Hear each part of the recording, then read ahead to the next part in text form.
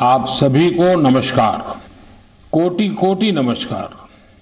और मैं कोटि कोटि नमस्कार इसलिए भी कह रहा हूं कि 100 करोड़ वैक्सीन डोज के बाद आज देश नए उत्साह, नई ऊर्जा से आगे बढ़ रहा है।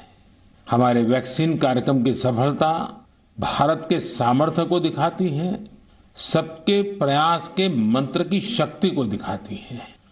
साथियों, 100 करोड़ वैक्सीन डोज का आंकड़ा बहुत बड़ा जरूर है, लेकिन इससे लाखों छोटी छोटी प्रेरक और गर्व से भर देने वाली अनेक अनुभव, अनेक उदाहरण जुड़े हुए हैं। बहुत सारे लोग पत्र लिखकर मुझसे पूछ रहे हैं कि वैक्सीन की शुरुआत के साथ ही कैसे मुझे यह विश्वास हो गया था कि इस अभियान को इतनी बड़ी सफलता मिलेगी। मुझे ये दृढ़ विश्वास इसलिए था क्योंकि मैं अपने देश के लोगों की क्षमताओं से भली भांति परिचित हूँ। मैं जानता था कि हमारे हेल्थ केयर वर्कर्स देशवासियों के टीकाकरण में कोई कोर कसर नहीं छोड़ेंगे। हमारे स्वास्थ्य कर्मियों ने अपने अथक परिश्रम और संकल्प से एक नई मिसाल पेश की। उन्होंने इनोवेशन के साथ अपने दृढ़ निश्चय से मानवता की सेवा का एक नया मानदंड स्थापित किया। उनके बारे में अनगिनत उदाहरण है जो बताते हैं कि कैसे उन्होंने तमाम चुनौतियों को पार करते हुए अधिक से अधिक लोगों को सुरक्षा कवच प्रदान किया। हमने कई बार अखबारों में पढ़ा है, बाहर भी सुना है कि इस काम को करने के लिए हमारे इन लोगों ने कितनी मेहनत की है। एक से बढ़कर एक अनेक प्रेरक उदाहरण हमारे सामने है। मैं आज मन की बात के श्रोताओं को उत्तराखंड के बागेश्वर की एक हेल्थ वर्कर पूनम नौटियाल जी से मिलवाना चाहता हूँ। साथियों, ये बागेश्वर उत्तराखंड की उस धरती से है जिस उत्तराखंड ने 100% पहला डोज लगाने का काम पूरा कर दिया है। उत्तराखंड सरकार भी इसके लिए अभिनंदन की अधिकारी है, क्योंकि बहुत दुर्गम क्षेत्र है, कठिन क्षेत्र है। वैसे ही हिमाचल ने भी ऐसी कठिनाइयों में 100% डोज का काम कर लिया है। मुझे बताया गया है कि पूनम जी ने अपने क्षेत्र के लोगों के वैक्सीनेशन के लिए दिन रात मेहनत की है। पूनम जी नमस्ते। सर प्रणाम। पूनम जी, अपने बारे में बताइए जरा देश के श्रोताओं को। सर मैं पूनम नौटियाल हूँ। सर मैं उत्तराखंड के बागेश्वर डिस्ट्रिक्ट में चामी कोराली सेंटर में कार्यरत हूँ। सर मैं एक एएनएम हूँ।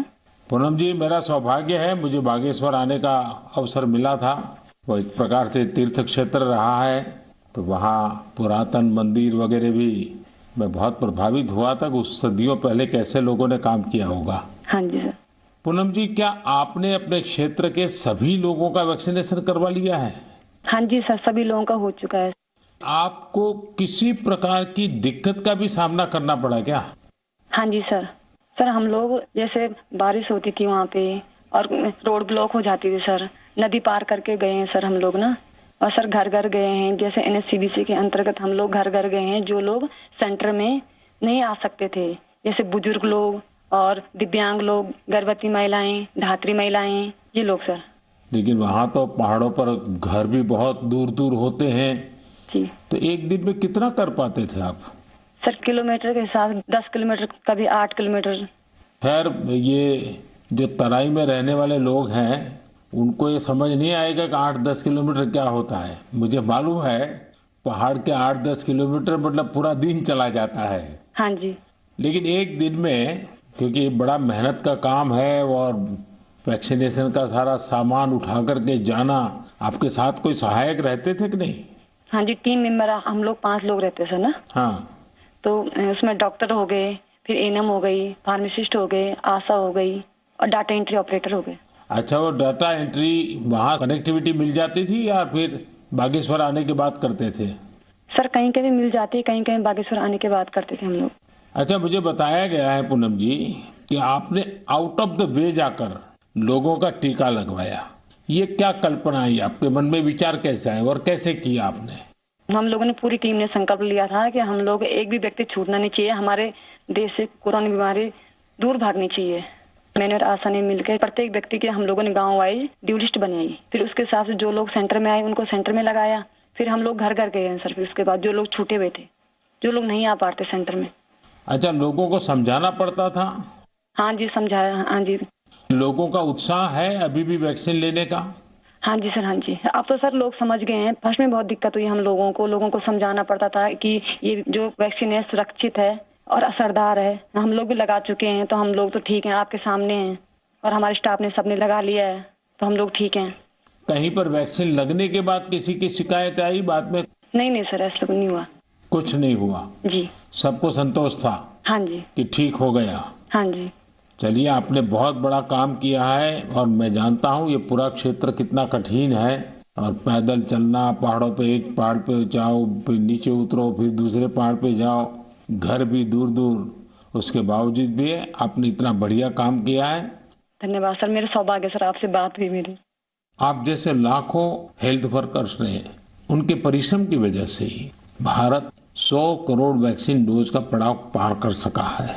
आज मैं सिर्फ आपका ही आभार व्यक्त नहीं कर रहा हूँ, बल्कि हर उस भारतवासी का आभार व्यक्त कर रहा हूँ जिसने सबको वैक्सीन, मुफ्त वैक्सीन अभियान को इतनी ऊंचाई दी, कामयाबी दी।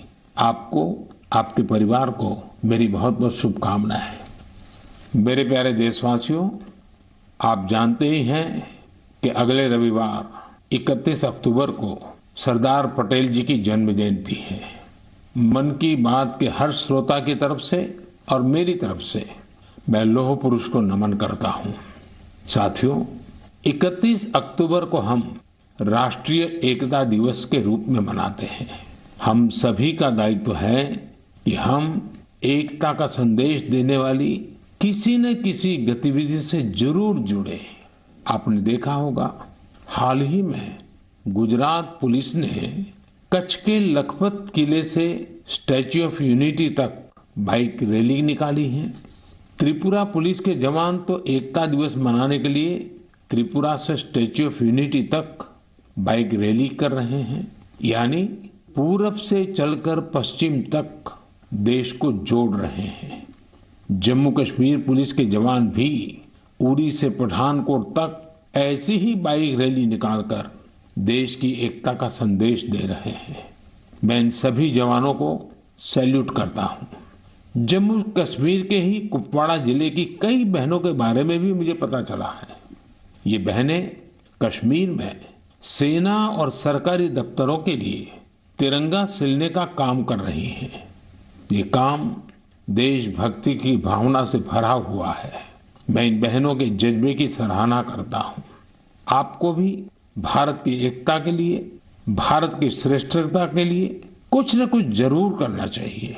देखिएगा, आपके मन को कितनी संतुष्टि मिलती है।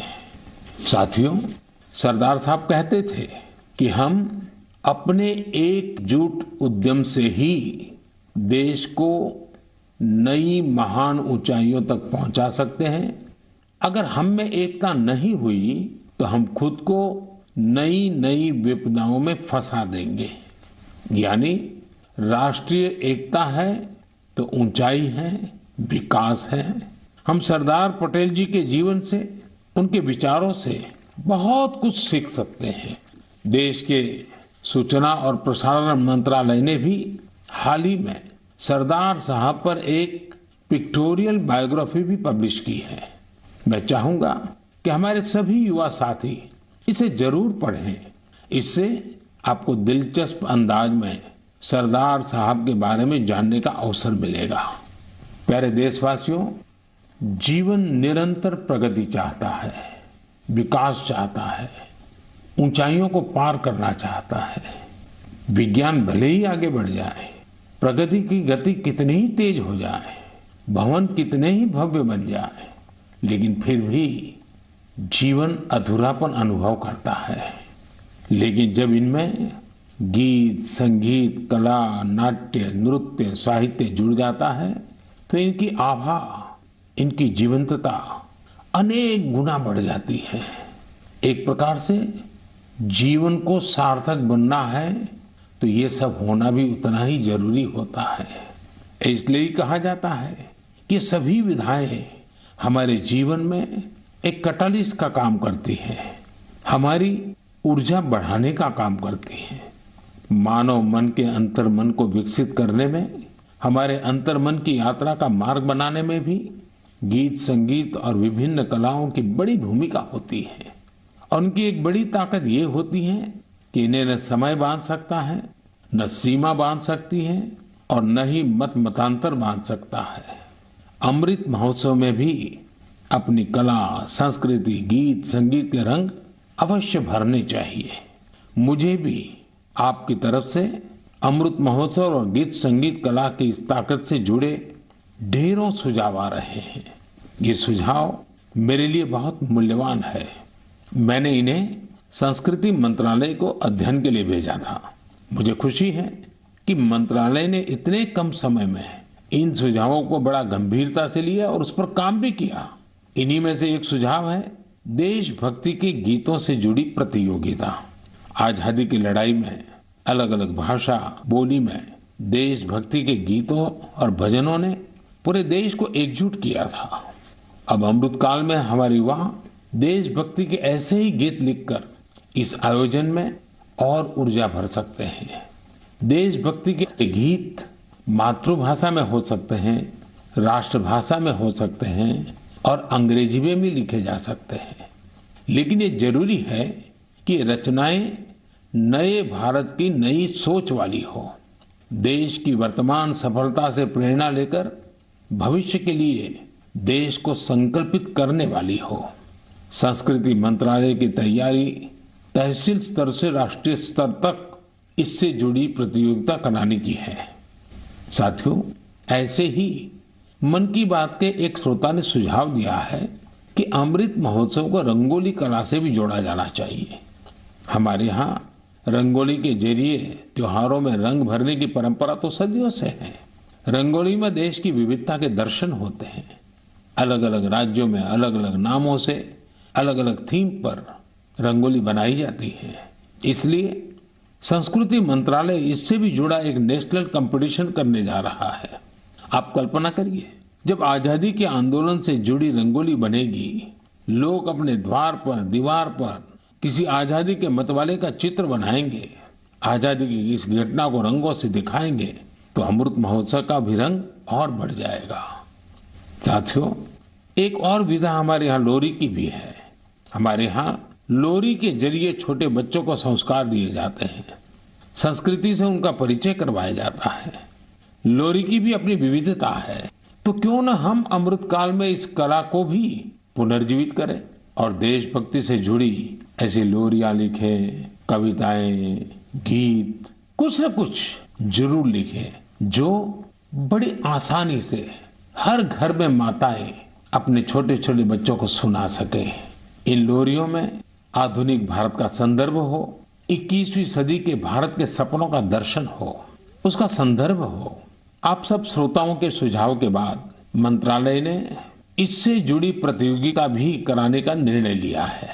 साथियों, ये तीनों प्रतियोगिताएं 31 अक्टूबर को सरदार साहब की जयंती से शुरू होने जा रही हैं।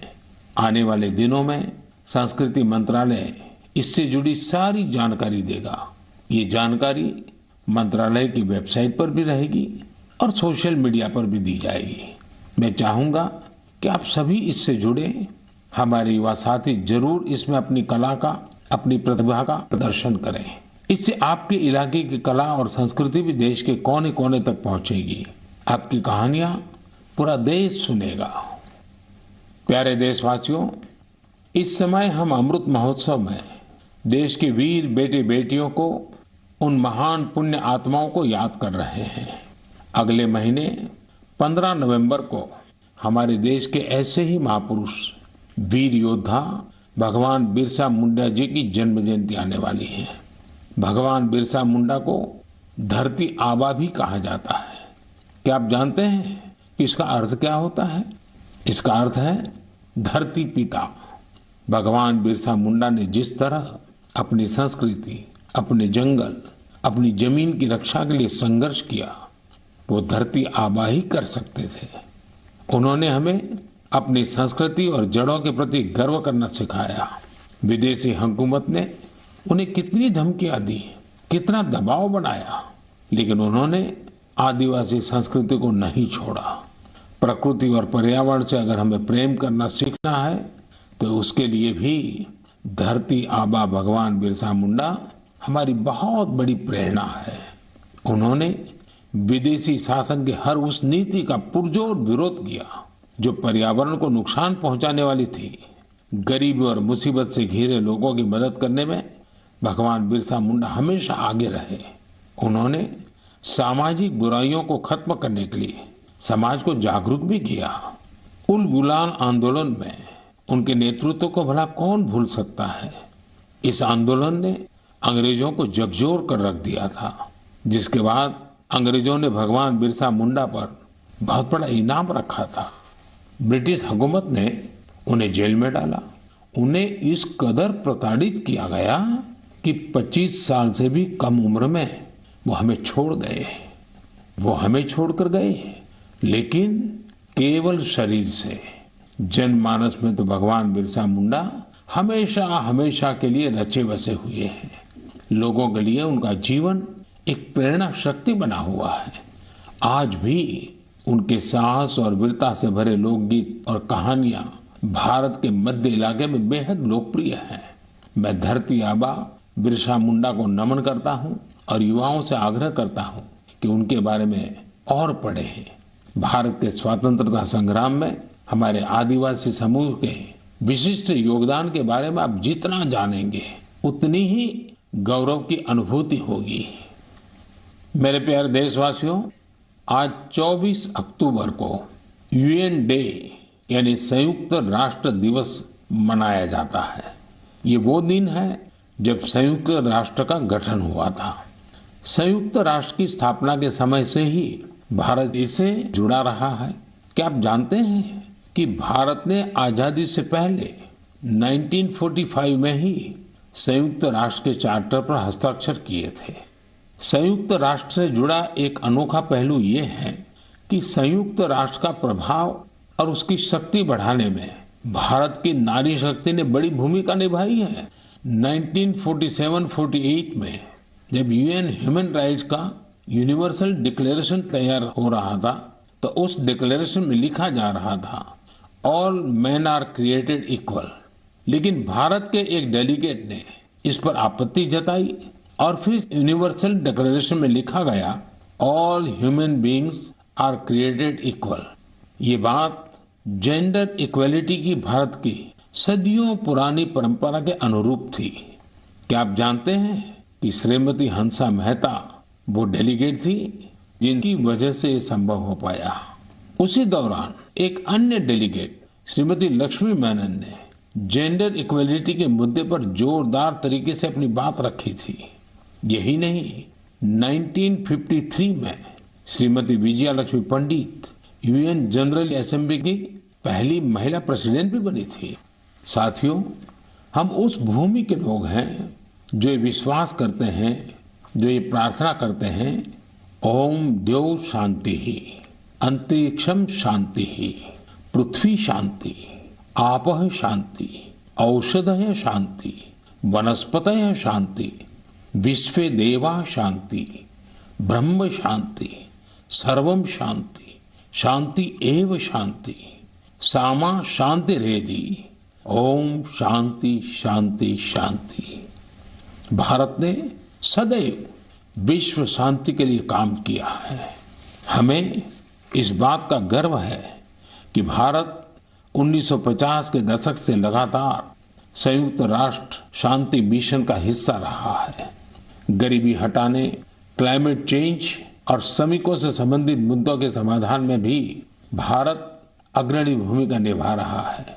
इसके अलावा योग और आयुष को लोकप्रिय बनाने के लिए भारत WHO यानी वर्ल्ड हेल्थ ऑर्गेनाइजेशन के साथ मिलकर काम कर रहा है।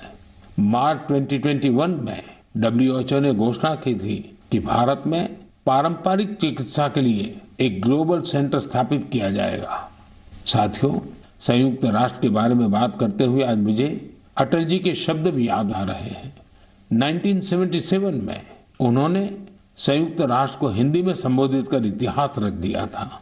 आज मैं मन की बात के श्रोताओं को अटल जी के उस संबोधन का एक अंश सुनाना चाहता हूँ।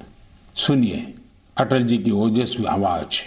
यहाँ मैं राष्ट्रों की सत्ता और महत्ता के बारे में नहीं सोच रहा हूँ। आम आदमी की प्रतिष्ठा और प्रगति मेरे लिए कहीं अधिक महत्व रखती है। अंततः हमारी सफलताएं और असफलताएं केवल एक ही मापदंड से नापी जानी चाहिए कि क्या हम पूरे मानव समाज, वस्तुतः हर नर नारी और बालक के लिए न्याय और गरिमा की आश्वस्ति देने में प्रयत्नशील हैं। साथियों, अटल जी की ये बातें हमें आज भी दिशा दिखाती हैं। इस धरती को एक बेहतर और सुरक्षित प्लेनेट बनाने में भारत का योगदान विश्व भर के लिए बहुत बड़ी प्रेरणा है। मेरे प्यारे देशवासियों, अभी कुछ दिन पहले ही 21 अक्टूबर को हमने पुलिस स्मृति दिवस मनाया है। पुलिस के जिन साथियों ने देश सेवा में अपने प्राण न्योछावर किए हैं, इस दिन हम उन्हें विशेष तौर पर याद करते हैं। मैं आज अपने इन पुलिस कर्मियों के साथ ही उनके परिवारों को भी याद करना चाहूंगा। परिवार के सहयोग और त्याग के बिना पुलिस जैसी कठिन सेवा बहुत मुश्किल है। पुलिस सेवा से जुड़ी एक और बात जो मैं मन की बात के श्रोताओं को बताना चाहता हूँ। पहले धारणा बन गई थी कि सेना और पुलिस जैसी सेवा केवल पुरुषों के लिए ही होती है, लेकिन आज ऐसा नहीं है। Bureau of police research and development के आंकड़े बताते हैं कि पिछले कुछ वर्षों में महिला पुलिस कर्मियों की संख्या डबल हो गई है, दोगुनी हो गई है। 2014 में जहां इनकी संख्या 1,05,000 के करीब थी, वहीं 2020 तक इसमें 2 गुने से भी ज्यादा की बढ़ोतरी हुई है और ये संख्या अब 2,15,000 तक पहुंच गई है। यहां तक कि सेंट्रल आर्म पुलिस फोर्सेस में भी पिछले 7 सालों में महिलाओं की संख्या लगभग दोगुनी हुई है।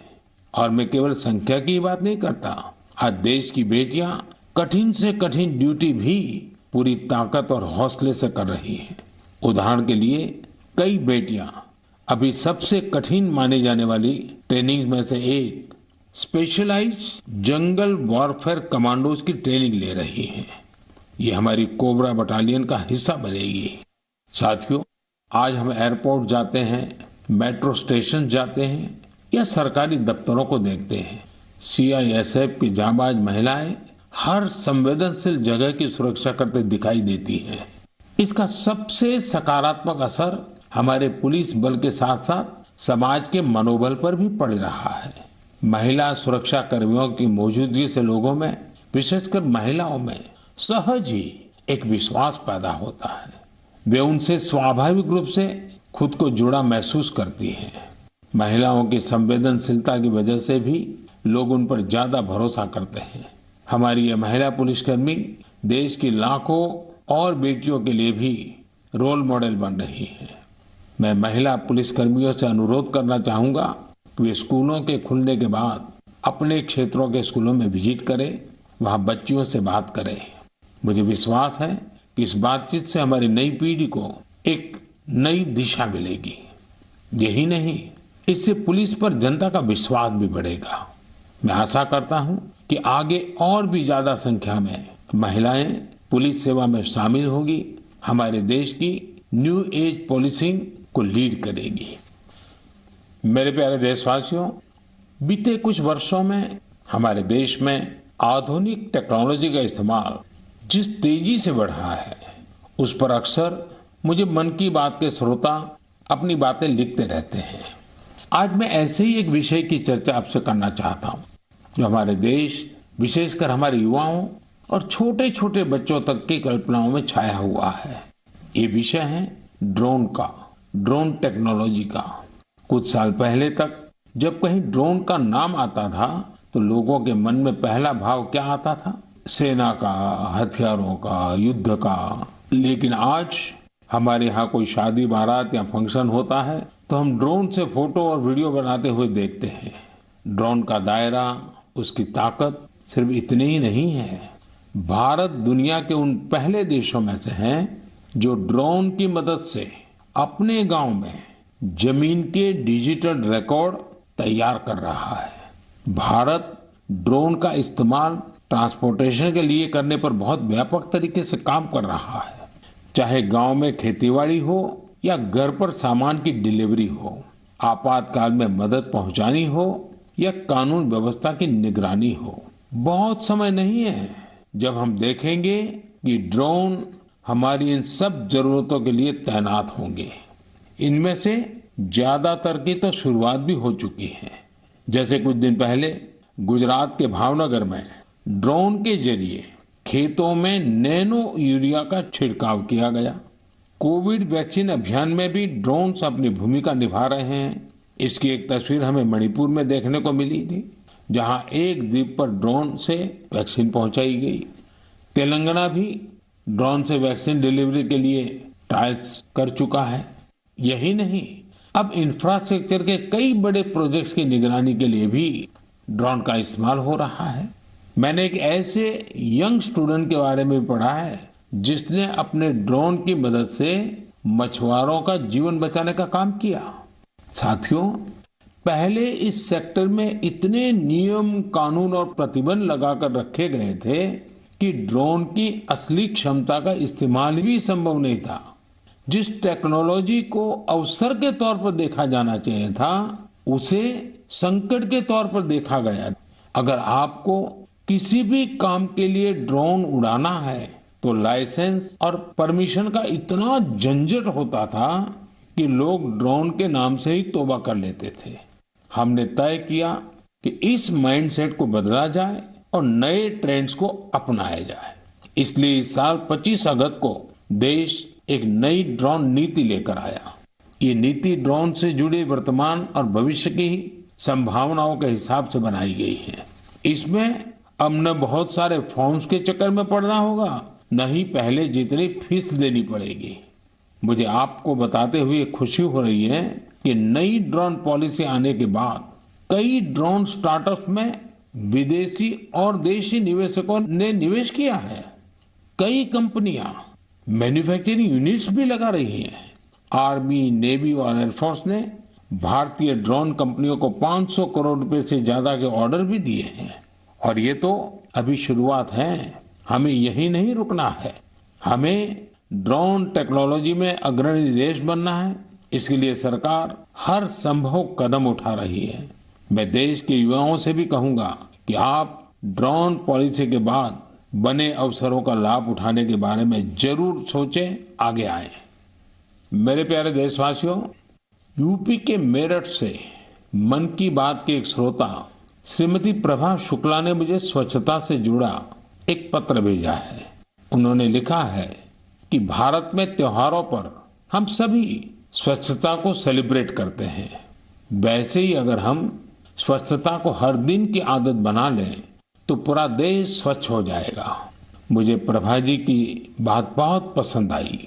वाकई जहाँ सफाई है वहाँ स्वास्थ्य है, जहाँ स्वास्थ्य है वहाँ सामर्थ्य है, और जहाँ सामर्थ्य है वहाँ समृद्धि है। इसलिए तो देश स्वच्छ भारत अभियान पर इतना जोर दे रहा है। साथियों, मुझे रांची से सटे एक गांव सपारोम नया सराय, वहां के बारे में जानकर बहुत अच्छा लगा। इस गांव में एक तालाब हुआ करता था, लेकिन लोग इस तालाब वाली जगह को खुले में शौच के लिए इस्तेमाल करने लगे थे। स्वच्छ भारत अभियान के तहत जब सबके घर में शौचालय बन गया तो गांव वालों ने सोचा कि क्यों न गांव को स्वच्छ करने के साथ साथ सुंदर बनाया जाए। फिर क्या था, सबने मिलकर तालाब वाली जगह पर पार्क बना दिया। आज वो जगह लोगों के लिए, बच्चों के लिए एक सार्वजनिक स्थान बन गई है। इससे पूरे गांव के जीवन में बहुत बड़ा बदलाव आया है। मैं आपको छत्तीसगढ़ के देऊर गांव की महिलाओं के बारे में भी बताना चाहता हूँ। यहाँ की महिलाएं एक स्वयं सहायता समूह चलाती हैं और मिलजुल कर गांव के चौक चौराहों, सड़कों और मंदिरों की सफाई करती हैं। साथियों, यूपी के गाजियाबाद के रामवीर तंवर जी को लोग पॉन्डमैन के नाम से जानते हैं। रामवीर जी तो मैकेनिकल इंजीनियरिंग की पढ़ाई करने के बाद नौकरी कर रहे थे, लेकिन उनके मन में स्वच्छता की ऐसी अलग जगी कि वो नौकरी छोड़कर तालाबों की सफाई में जुट गए। रामवीर जी अब तक कितने ही तालाबों की सफाई करके उन्हें पुनर्जीवित कर चुके हैं। साथियों, स्वच्छता के प्रयास तभी पूरी तरह सफल होते हैं जब हर नागरिक स्वच्छता को अपनी जिम्मेदारी समझे। अभी दीपावली पर हम सब अपनी घर की साफ सफाई में तो जुटने ही वाले हैं, लेकिन इस दौरान हमें ध्यान रखना है कि हमारे घर के साथ हमारा आस पड़ोस भी साफ रहे। ऐसा नहीं होना चाहिए कि हम अपना घर तो साफ करें, लेकिन हमारे घर की गंदगी हमारे घर के बाहर हमारी सड़कों पर पहुंच जाए।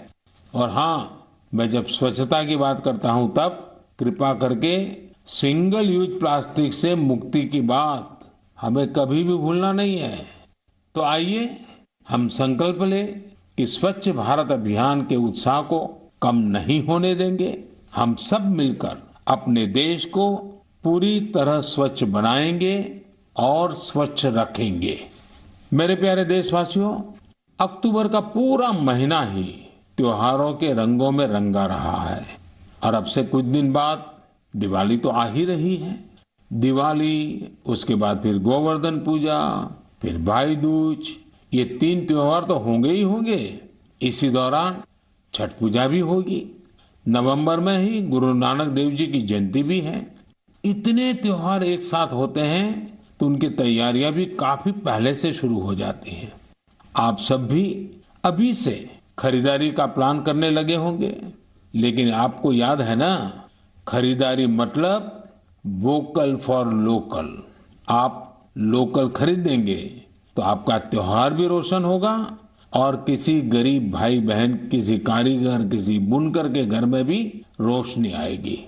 मुझे पूरा भरोसा है जो मुहिम हम सब ने मिलकर शुरू की है, इस बार त्योहारों में और भी मजबूत होगी। आप अपने यहाँ के जो लोकल प्रोडक्ट्स खरीदें, उनके बारे में सोशल मीडिया पर शेयर भी करें, अपने साथ के लोगों को भी बताएं। अगले महीने हम फिर मिलेंगे और फिर ऐसे ही ढेर सारे विषयों पर बात करेंगे। आप सभी का बहुत बहुत धन्यवाद। नमस्कार। तो मन की बात कार्यक्रम में प्रधानमंत्री मोदी ने सबसे पहले 100 करोड़ वैक्सीनेशन का जिक्र किया, हेल्थ वर्कर्स को धन्यवाद कहा। उन्हीं की मेहनत की वजह से आज भारत ने इस रिकॉर्ड को हासिल किया है।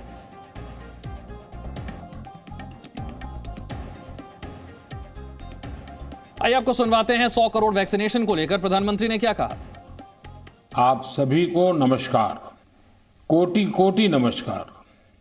और मैं कोटि कोटि नमस्कार इसलिए भी कह रहा हूं कि 100 करोड़ वैक्सीन डोज के बाद आज देश नए उत्साह, नई ऊर्जा से आगे बढ़ रहा है। हमारे वैक्सीन कार्यक्रम की सफलता भारत के सामर्थ्य को दिखाती है, सबके प्रयास के मंत्र की शक्ति को दिखाती है। साथियों, 100 करोड़ वैक्सीन डोज का आंकड़ा बहुत बड़ा जरूर है, लेकिन इससे लाखों छोटी छोटी प्रेरक और गर्व से भर देने वाली अनेक अनुभव, अनेक उदाहरण जुड़े हुए हैं। बहुत सारे लोग पत्र लिखकर मुझसे पूछ रहे हैं कि वैक्सीन की शुरुआत के साथ ही कैसे मुझे यह विश्वास हो गया था कि इस अभियान को इतनी बड़ी सफलता मिलेगी। मुझे ये दृढ़ विश्वास इसलिए था क्योंकि मैं अपने देश के लोगों की क्षमताओं से भली भांति परिचित हूं। मैं जानता था कि हमारे हेल्थ केयर वर्कर्स देशवासियों के टीकाकरण में कोई कोर कसर नहीं छोड़ेंगे। हमारे स्वास्थ्य कर्मियों ने अपने अथक परिश्रम और संकल्प से एक नई मिसाल पेश की। उन्होंने इनोवेशन के साथ अपने दृढ़ निश्चय से मानवता की सेवा का एक नया मानदंड स्थापित किया। उनके बारे में अनगिनत उदाहरण है जो बताते हैं कि कैसे उन्होंने तमाम चुनौतियों को पार करते हुए अधिक से अधिक लोगों को सुरक्षा कवच प्रदान किया। हमने कई बार अखबारों में पढ़ा है, बाहर भी सुना है कि इस काम को करने के लिए हमारे इन लोगों ने कितनी मेहनत की है। एक से बढ़कर एक अनेक प्रेरक उदाहरण हमारे सामने हैं। Presenting B News app, available on Google Play and App Store. Download it now.